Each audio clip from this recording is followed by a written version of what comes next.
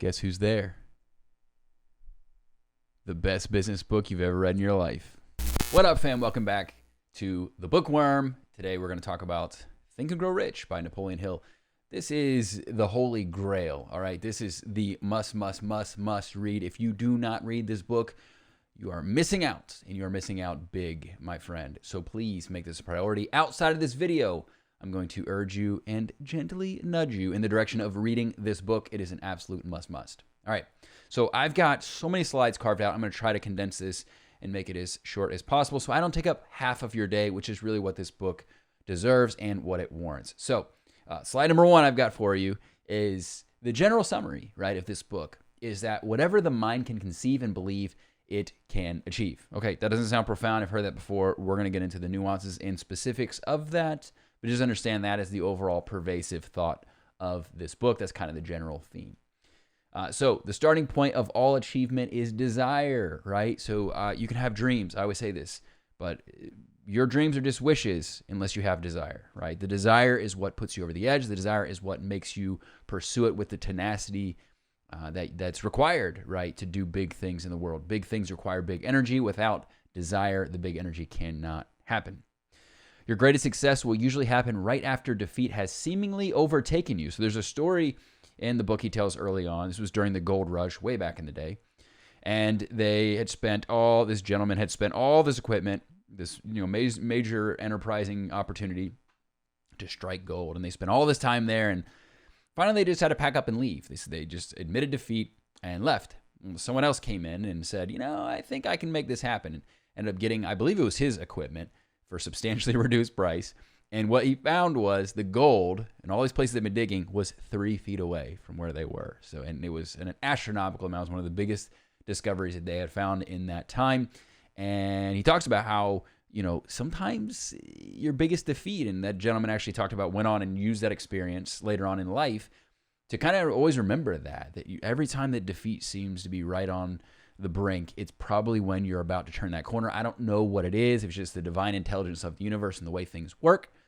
But he learned that lesson very, very early on. So that's very liberating, or should be liberating for you, the entrepreneur, because it might feel like things aren't going too well. And honestly, sometimes, and I've experienced this as well, you're making that turn, right? You're maybe at a point where you're turning the corner and you're about to experience success like you never thought possible. So really, really fundamental, important story from the book, and one that I take with me everywhere from this point forward. All right, next. Dreams are not born of indifference, laziness, or lack of ambition. Pretty straightforward.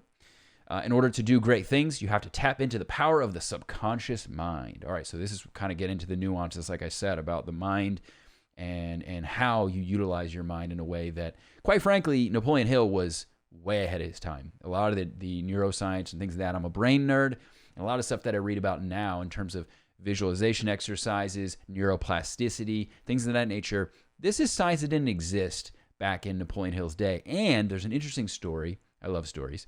There's an interesting story inside of the book where he talks about how his son was literally born without ears. Like, there was no hearing mechanism, none of the internal instruments that are required, like eardrums, for any hearing process to begin. And Napoleon just didn't believe that was the reality, didn't accept that to be the reality.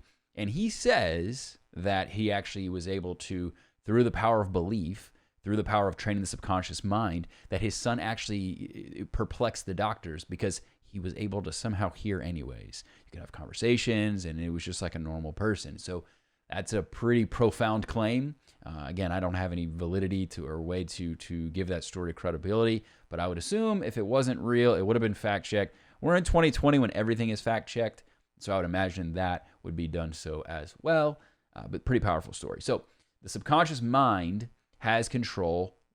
Let me back up. The conscious mind has control over the subconscious mind. So what does that mean? That means that you, at a conscious level, control your subconscious mind.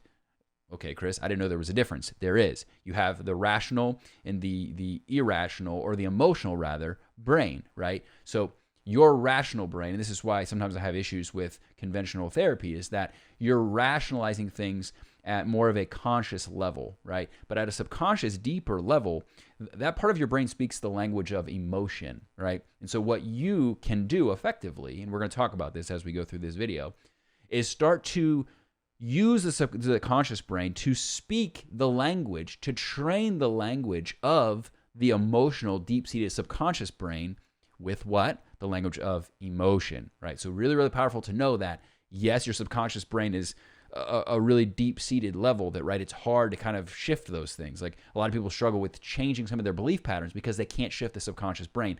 You have more power in that equation than what you realize. It's just a matter of figuring out how, what modality, and what language, important, that it actually speaks. So really, really, really profound discovery, especially considering when this book was written. So the subconscious mind is always working. Really important to remember that. And most often working against you. Okay, so this was, for me, this isn't from the book, but something to consider in 2020, as the date I'm recording this, is we surround ourselves with all these influences and we don't realize it, right? Every time you scroll through the news feed, every time you see something online, every time you're exposed to something out in the real world, whatever that is, it's being interpreted. Television shows, your subconscious brain is making determinations about what it is and what isn't going on and how to feel about that, right? So it's very important. And sometimes people notice this when they've been watching something all day, they kind of feel like, oh my God, I just feel this, like, it's heavy, right? I've been watching like a dark show. I've been binge watching something like Game of Thrones, and I just feel like heavy and down and kind of gloomy or whatever. That's what's effectively happening. There's some other things going on too, but that's part of what's happening is you are now really taking a toll on your subconscious mind, and as a result, your subconscious mind is responding. So you keep in mind and always protect yourself from the things and expose yourself to the things that you want to be exposed to and protect yourself from the things that you do not. It's really, really important. So all the influences around you are feeding into that. You need to constantly be feeding your mind with positive thoughts. And it's like watering a plant, all right? And so one of the practices, and this is where I think things like mindfulness, meditation, things of that nature, visualization exercises, as I mentioned, I think are powerful mechanisms, right? Because what you're effectively doing is you're feeding the subconscious mind. People are like, I wish I was happy. Okay, well, what are you doing to promote happiness? What are you doing to promote joy? What are you doing to promote excitement? Are you feeding the subconscious mind with those things so that the subconscious mind can tell and produce a physiological response to that, right? And I think sometimes we just expect things to be like, do it because I say so, right? And it doesn't exactly work that way. So it takes time. It's a process. So look at it like watering a plant. Okay. The subconscious mind is objective, and as we mentioned, it speaks the language of emotion. Program your mind with the goals that you want. Okay, so this is a really important exercise, and if you take nothing from this video, do this exercise for sure. So he talks about there's five ways or 5 keys to program your mind. So we're going to go over every single one of them. So number 1 is a definitive purpose. So a definite purpose. So what is your purpose? Some people, we're just doing things and we've maybe lost sight of that. So number 1 is define and decide what is your definite purpose. Number 2, right? And again, you can write these down if you want. So autosuggestion, right? So autosuggestion could be, as he describes it, it's doing things to kind of feed that message back to yourself. So affirmation might be a good way to say it. Any form of repetitiveness, right? Where you are, and I do this every day. So this is a little tip here. So every day I write down in my full focus planner, which sits right here, that I will be a billionaire by 50 and a New York Times bestselling author, right? I write that every single day. So that's a form of autosuggestion, right? Because what I'm doing is I am speaking to my subconscious brain and saying, and people are like, that's woo-woo, man. No, it's very, very real. You're actually 43% more likely. This is scientifically proven. 43% more likely to achieve your goals just by writing them down, right? So that's autosuggestion. That's the power of autosuggestion. So really take advantage of that. That's talk about a growth hack. People are talking about, oh, I want to tweak my ads on Facebook and get a 5% increase in conversions. Dude, a 43% increase?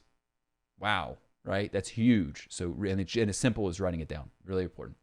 We talked about this again. You feel like I'm kind of beating a dead horse here, but use the power of emotion, right? So don't just write down the goal, but, and this is, probably something I need to add to my own thing that I told you, the billionaire New York Times bestsellers.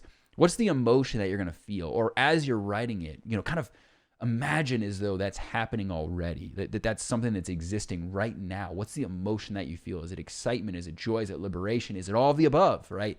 And make sure that as you write that down, you go there and maybe even use the language of that emotion to really make it stick and really make, your mind, it's the chicken and egg thing, right? Like, What comes first? Do I have the success because I'm practicing these things, or do I feel this way because I'm having the success?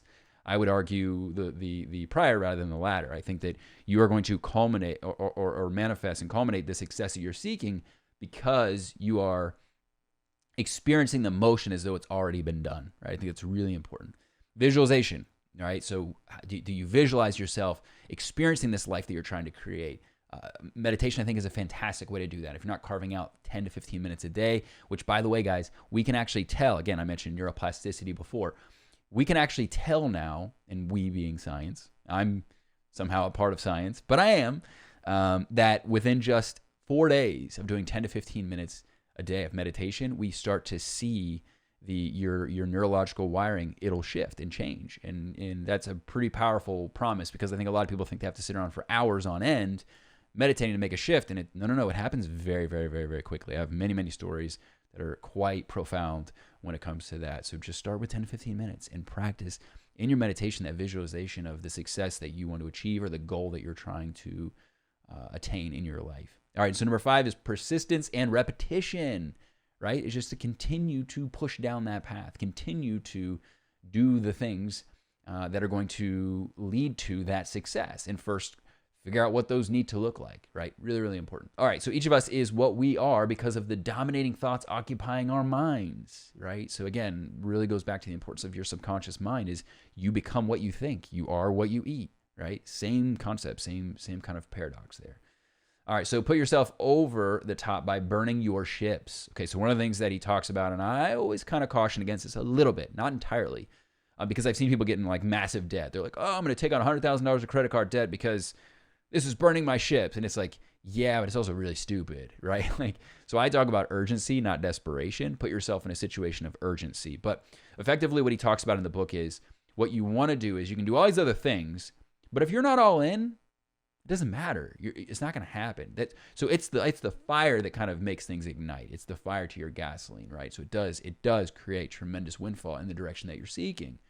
Just make sure you do so in a responsible way. I don't want to ever give that advice without saying that like little disclaimer there as well. So he says to create a win or lose and a do or die situation. And you can tell, again, kind of people on the brink of failure, and that's when they find success. I think there's something kind of symbiotic about that, right? It's putting yourself in that situation, where your back is against the wall and you've got to make it happen.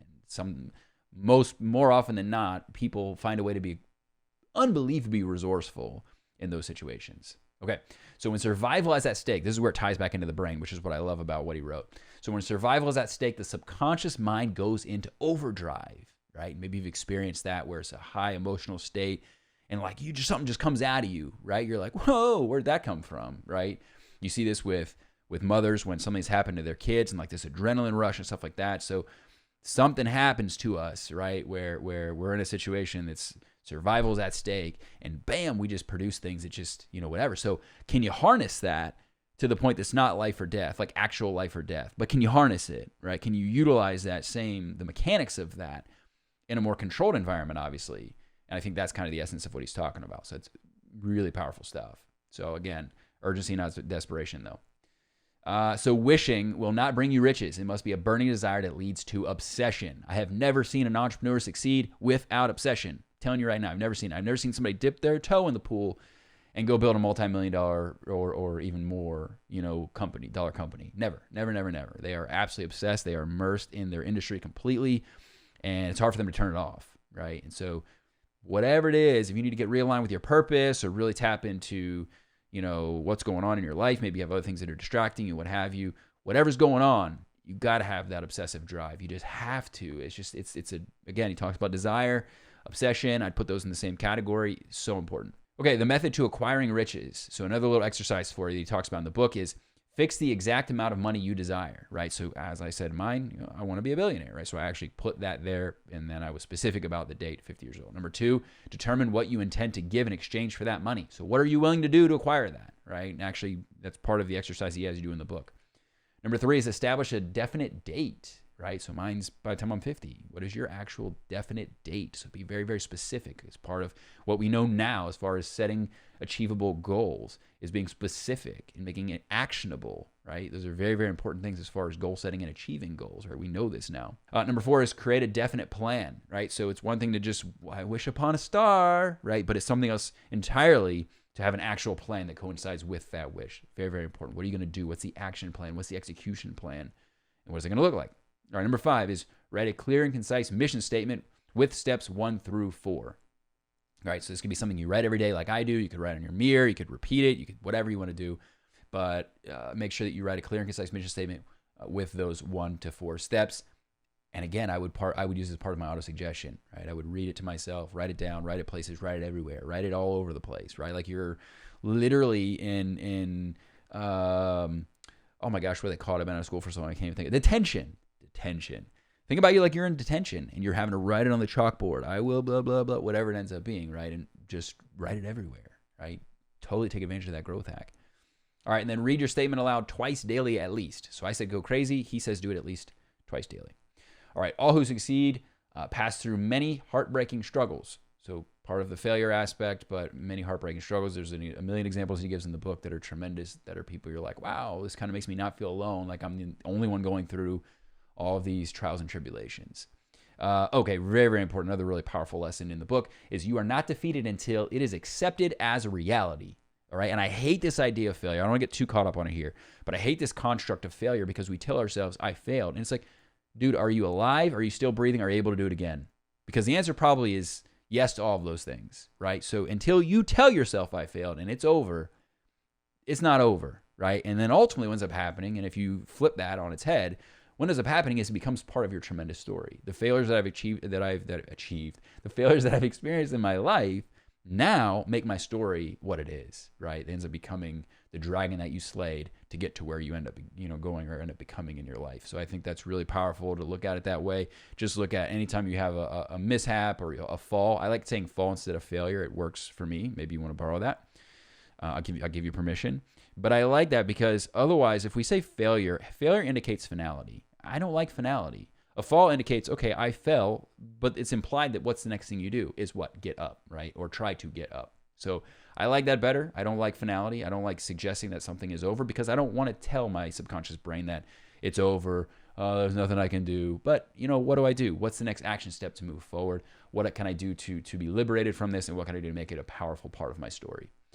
Okay, it does not require more effort to aim high than accept misery and poverty, right? So challenging the logic of failure, I think, is really important. But he talks about in the book, look, it doesn't take any more energy to just think about aiming high than it does to just accept misery, right? Now, the work required actually is different, but to just dream bigger doesn't require anything. I think it's a phenomenal first step, is dream as big as you want. It's a beautiful thing, and it leads to a lot of these things, as far as your wanting, your desires, your goals, all those things. I think start first with a dream. So I think it's really, really important. Part of it to think about is, I can dream as big as I want to. That's awesome. So nothing is impossible when desire is met with enduring faith. He talks about the kind of faith being, a big part of the equation. And I don't think necessarily he meant faith in terms of the existential, albeit that may be what he indicated. But whatever that means for you, I think that's a huge component of it. What are you doing and why are you doing what you're doing if it's not for something bigger than yourself? I think it's a really important part of the equation, a really important piece of the puzzle. And faith can be induced by auto-suggestion, right? So if you're a person that lacks faith, use that auto-suggestion to kind of culminate more of that faith in yourself. And you'll see this a lot too with people that actually practice some form of religion. That's why think about what they do. They go, and what do? They repeat after me kind of things, right? Or sing along and all. Like that's auto-suggestion, right? That's telling yourself and repeating yourself and remembering, like, I myself am a Christian, and sometimes I thought it was kind of weird, but now I understand the psychology of it. Of like, okay, I get why we're repeating these things. I get why we have these rituals and so on and so forth. Although it at the time felt a little cultish, now I get it, right? Because of auto-suggestion, and it's a really powerful tool, powerful instrument. Okay, all thoughts emotionalized and mixed with faith begin to materialize in the physical world. All right, so now we're going to talk a little. This is, again, we talked about before, manifestation and some of these other things. He actually talks about the metaphysical. He doesn't call it the metaphysical, but it's really what he's alluding to. And yeah, it gets a little sticky there, right, in terms of what you believe or what you don't believe. But I'm a believer. I really am a believer. I believe that Everything you want to achieve, it starts in the mind. I don't think things just happen by accident. I think there's just so much that we don't know about what we actually do, the efforts that we create, the momentum we create, that all starts here. I think that's a big part of it. So yeah, of course you could say, oh, well, I'm going to visualize and meditate, and that's going to lead to me being a billionaire. Okay, that's, you're missing the steps in between. You're missing what the meditation led to. The meditation led to more consistency. The consistency led to you then being able to do more and push more. Like going to the gym every day, you get stronger, right? You're building that up as a muscle. Over time, that led to results. Those results led to more motivation. More motivation, you see what I'm saying? So we look at it from a Genesis point to destination perspective, not from, okay, but I see how all this intertwines and connects, right? I see that there was a lot of things that happened in between, and I can see how this was the beginning and this was the end in that relationship. So really, really interesting when you look at it through that lens. Okay, so there are two types of knowledge. This is really important. All right, if you have to pause and think about this one for a second, please do. There are two types of knowledge, general and specialized. Okay, so you might probably know a lot of people that just have a bunch of information, right? You take them to trivia night and they know every line from every show, and they know when these things were produced and when these people were born and what town they were born in and all this crazy stuff, right? But they're not really that successful, maybe, right? They haven't achieved a lot of financial wealth in their lives and so on and so forth. What you'll find is that the most successful people, they're not focused on generalized knowledge, right? They're focused on specialized knowledge, okay? So the difference is that you are very deliberate about acquiring the knowledge as it relates to your specific goals. And what he says is that the most successful people in the world constantly acquire specialized knowledge. It's actually the premise of my entire book club, which you can check that out below, VIP Book Club, is that we are constantly in pursuit of specialized knowledge to become better entrepreneurs, because that is a huge part of it. One of the most important things you can do is constant acquisition of specialized, not just general knowledge. He cites it as one of the most empowering and impactful things you can do as a business person, is the obsessive pursuit of specialized knowledge. Really important piece of the puzzle. All right, most great leaders were first intelligent followers, okay? Really, for me, this was profound, because I used to say I was a pioneer, right? I'm going to go figure things out on my own. And that was both stupid, but also more painful than it needed to be. And so it was interesting because he talks about, and he gives many examples of how people started working with Henry Ford, right? Or, they had these people that were in their lives that they learned from, and that allowed them to kind of blossom into the leader they became. So they were first intelligent followers. So find a mentor is what he's saying. Most people fail because they wait for the time to be right? So the time is not right. You create the time to be right, okay? And then wrapping up here quickly, I know this has been a long one, guys. I appreciate you so much hanging in with me without this. I've been trying to be as animated and charismatic as I can here, but appreciate you hanging in. So there's 7 positive emotions. This is really, really, really, you got it. This is good stuff.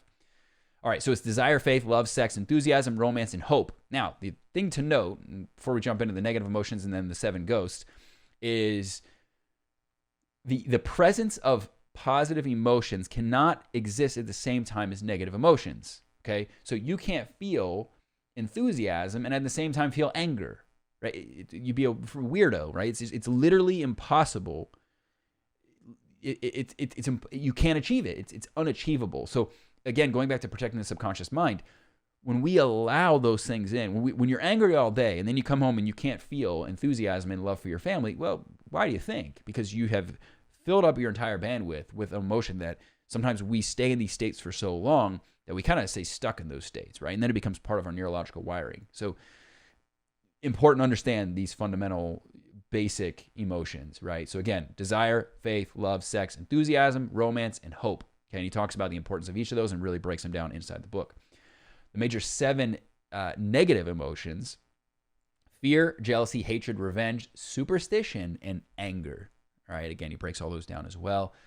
Really important to understand those. Really important to understand where they arise and present themselves in your life, and to do everything you can to rectify those situations. For me, every time something comes up with election years, it's just crazy. So I try to really remove myself from social media as much as possible, or unfollow certain things and make sure that I'm, protecting myself and not exposing myself to those potential emotions, because they are rampant, as I'm sure you can now see in the world. Okay, and then the ghosts of fear is what he calls them, the ghosts of fear. poverty, criticism, ill health, loss of love of someone, old age, or death. So basically the ghosts of fear are the things that you operate with that you're terrified of, right? The things that kind of linger in the shadows that you're secretly kind of afraid of. I'm scared. I'm afraid to be poor. I'm afraid of criticism. I'm afraid that I'm unhealthy, or that I will be unhealthy. That I'm going to lose somebody that I love. I'm afraid to get old, and I'm afraid to die, right? So sometimes these things are really powerful. He calls them the ghosts of fear. And it's very important that we deal with these things, whether that's through counseling or whether it's through some form of reconciliation, to make sure that they are not the guiding force or factor in your life. All right, guys, we made it. I appreciate you guys hanging with me this entire time. It's one of the longer videos that we've done. Again, this isn't even starting this book, guys. It's really not. This book I could not recommend it more. We actually covered it inside my VIP book club. Again, not to go shameless promo on you, but it's a tremendous read, and I'd love to go through the process with you inside the VIP book club. I give you week by week insights and discussion questions. There's reading plans, there's resources, there's book notes, there's implementation kits. There's a lecture at the end that's an hour and a half to 2 hours long, not dissimilar to the one you just watched here with me. All inside VIP book club. You can try that out. Actually, check that out below. There's a link that's going to give you a trial to check out VIP book club for a couple weeks, see if it's a good fit for you, and we'd love to have you there. We'd love for you to check it out, see what we're doing. It's all entrepreneurs just acquiring every single day specialized knowledge and making a big impact in the world. So browse over, check that out. That link is included below, and I will see you guys in the next one.